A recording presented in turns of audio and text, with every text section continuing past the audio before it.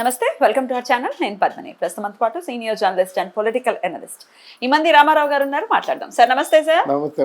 Sir, Rahul Gandhi India చాలా దూకుడు మీదనే ఉన్నారు అని చెప్పుకోవచ్చు. ఎలాగైనా ప్రభుత్వాన్ని కూల్చేటటువంటి ప్రయత్నాల్లో ఇంకా ఆ ప్రయత్నాలు సాగిస్తున్నారా అని అంటే ప్రశ్నార్థకంగానే ఉంది. అటు జగన్ గారి సపోర్ట్ కూడా ఉండబోతోంది ఇండియాకి అంటూ రకరకాల ఊహాగానాలు వినపడుతున్నాయి.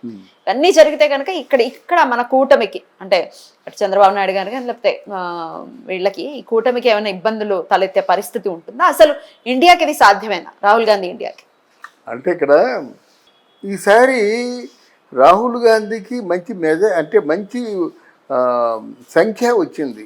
రాహుల్ గాంధీ కాంగ్రెస్ కి మాత్రం 99 వచ్చాయి కదా సార్, మిగతావన్నీ కలుపుకునే కదా ఆ మెజారిటీ. అదేనమ్మా, మొత్తం కలిపితే కదా.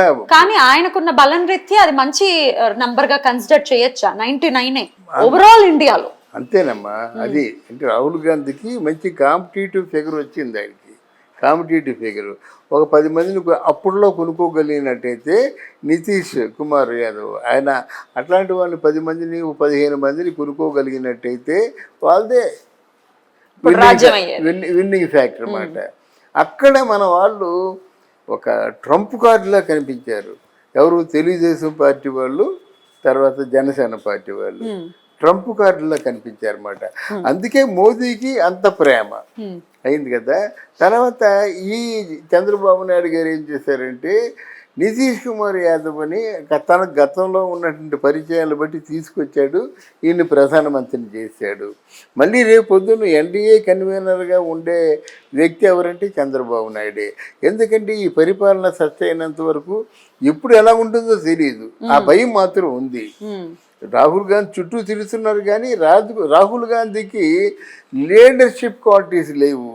అన్నీ ఒక తిక్కలాగా మాట్లాడడం, హాస్యాస్పదంగా సీరియస్గా ఉంటుంది ఆయన రాజకీయాలు. అనే చాలా ఒక దాన్ని ఏమంటారంటే కేర్ ఫ్రీగా ఉంటాయన్నమాట. అందువల్ల ఆయన నాయకుడిగా ఎవరు హర్షించలేరు. తర్వాత ఖర్గే కూడా కాంగ్రెస్ పార్టీ ప్రెసిడెంట్ అని పెట్టారు కానీ అది సోనియా గాంధీ ఉండవలసిందా. ఆయన ఖర్గే అనేవాడికేమో ఫేస్ వాల్యూ లేదు, ఈవెన్ పవర్ కూడా ఇది మాట్లాడేటువంటి చైతన్యం కూడా లేదు. ఇప్పుడు వీళ్ళు ప్లాన్ ఏంటంటే మరికొంతమంది చేరి ఈ కూటమిని పడగొడదామనంటే ఆలోచనతో కాంగ్రెస్ వాళ్ళు ఇక్కడ వైఎస్ఆర్సీపీకి రావడం కానీ వైఎస్ఆర్సీపీ డీకే శివకుమారు, అఖిలేష్ యాదవ్ సంబంధించిన కాంగ్రెస్ నాయకులతో మాట్లాడడం కానీ జరిగింది. కానీ ఇవన్నీ పడగొట్టేద్దాం అనుకోవడం ఊహాగానం. ఇక్కడ ఈవెన్ తెలంగాణ భారత రాష్ట్ర సమితి, కాంగ్రెస్ పార్టీ వీళ్ళు కూడా మూడు మీద తిరగబడ్డారు. అందుకే అంటే జంతర్ మంతర్ ఇద్దరును ధర్నా చేస్తారట. ఈ చెప్తే మా అసెంబ్లీ సాక్షిగా చెప్పారు. ఈ చెప్తే ఎవరు వింటారు, ఎవరు నిజం అనుకుంటారమ్మా? ఇప్పుడు కేసీఆర్ కూర్చొని ఇప్పటికే చాలా అష్టకష్టాలు అనుభవిస్తుంది, జైల్లో ఉంది. ఈయన కేసీఆర్ కూడా ఒక రకంగా చాలా తోలనాడాడు అన్నమాట. ఆ కేడి బీడి బోడి ఇవన్నీ ఏంటే అన్నమాట. అంటే మోడీకి ఈయన కవిత్వం వచ్చింది, ఆయన సొంత కవిత్వాన్ని వినిపించాడు. ఏంటి మోదీ కేడి బోడి బీడి అన్నమాట. ఆ కవిత్వం రీత్యానే పాపం కవిత గారు ఇబ్బంది పడుతున్నారు అని అనుకోవచ్చా? కవిత్వం పెట్టడం వల్లే కవిత్వం తీసుకెళ్ళిపోయాడు. ఇంకోసారి కవిత్వం వినిపించకుండా బంధించేశాడు. ఇప్పుడు ఇన్ని తిట్టిన వాడు జంతర్ మంతర్లో ఏం మాట్లాడితే లోన వేసేయమంటాడు. అంతే, అధికంగా మాట్లాడితే లోన వేసేయమంటాడు అన్నమాట. ఈయన వెళ్తానని ఇక్కడ అసెంబ్లీలో బల్లగుద్ది చెప్తే అది జరుగుతుంది. రేవంత్ రెడ్డి తెలివిగా ఏం చేశాడు? ఆయన వచ్చినట్టయితే నేను కూడా వస్తాను, నేను కూడా ఆయన స్వాగతం పలుకుతాను, నేను కూడా జంతర్ మంతర్లో నేను ధర్నా చేస్తా అన్నాడు. ఆయన వెళ్ళింది లేదు, ఆయనతో పాటు ఈయన వెళ్ళింది లేదు. ఆయన ఎన్నో తిట్టినవాడు. నువ్వు కూడా మోదీ గారిని తిట్టావు, పైగా కాంగ్రెస్ వాడివి. కాంగ్రెస్ వాళ్ళు ఎవరైనా వస్తే ఆదరిస్తారు అక్కడ కూటమి వాళ్ళు.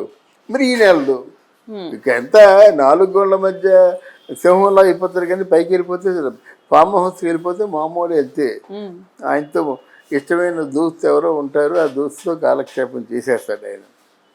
ఇది విషయం. కనుక దీని వలన కూటమి ప్రభుత్వానికి ఏమీ కాదు, ఇంకా బలపడుతుంది.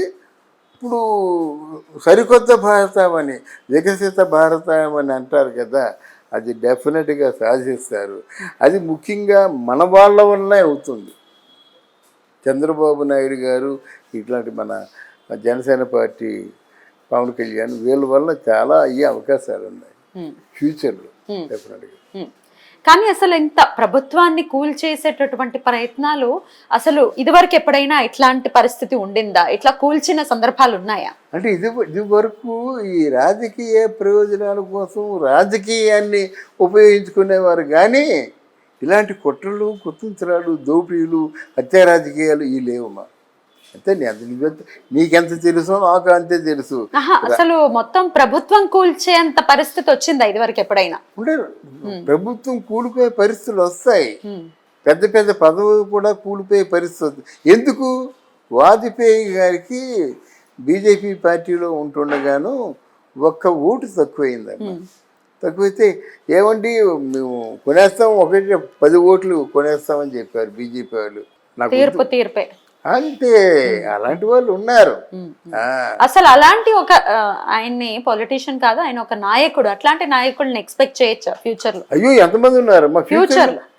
మరి ఈయన మాటలు బట్టి చూస్తే జనసేన పార్టీలో ఉన్నటువంటి పవన్ కళ్యాణ్ అయ్యే అవకాశం ఉంది. అవపు చంపేస్తారు ఆయన్ని, ఆ ప్రమాదం కూడా ఉంది. ఎందుకంటే అంత నమ్మకం పెట్టుకున్నారు వీరులందరూ కూడా అలాంటి వాళ్ళనమ్మా. ఎప్పుడైనా చెంగిజ్ ఖాన్ చదివావా? మంగోలియా చెందిన చెంగిజ్ ఖాన్ అలాగే అలెగ్జాండర్ స్టోరీ చూసావా? ఎవరైతే వాళ్ళు నమ్ముకుని ఉన్నారో వాళ్ళ వల్లే చచ్చిపోయారు వీళ్ళు. ఒక నెపోలియన్, ఒక అలెగ్జాండరు, ఒక చెంగిజ్ ఖాన్. అందుకే చెంగిజ్ ఖాన్ మాట అప్రస్తుతమైన నీకు చెప్తాను నేను. ఆ చెంగిజ్ ఖాన్ చివరిలో అంటాడు, ఇంతమంది మీ సేన ఉన్నారు కదా, ఆ సేన అంతా మీకు ఎందుకు సహకారంగా లేరంటే ఆయన అంటాడు, నేను 2 చిరుత పుల్లల్ని పక్కలో పెట్టుకొని రాత్రంతా అది రాజకీయాలకు ఉపయోగపడతాయని చెప్పుకుంటాం. రైట్ సార్, మొత్తానికైతే రకరకాల ప్రయత్నాలు ఇప్పటికీ జరుగుతూ ఉన్నాయి. మరి ఫ్యూచర్ ఎలా ఉంటుంది అనేది తెలియదు. లెట్స్ వెయిట్ ఫర్ ద అంటే ఏం జరుగుతుంది అనేది డెఫినెట్ గా ఉత్కంఠంగానే ఉంటుంది ఎప్పటికప్పుడు కూడా. ఎందుకంటే అంత మెజారిటీ వైజ్ మనం మాట్లాడుకుంటే ఇంచుమించు ఈక్వల్ గా ఉన్నారు. So let's see what happens. Thank you sir.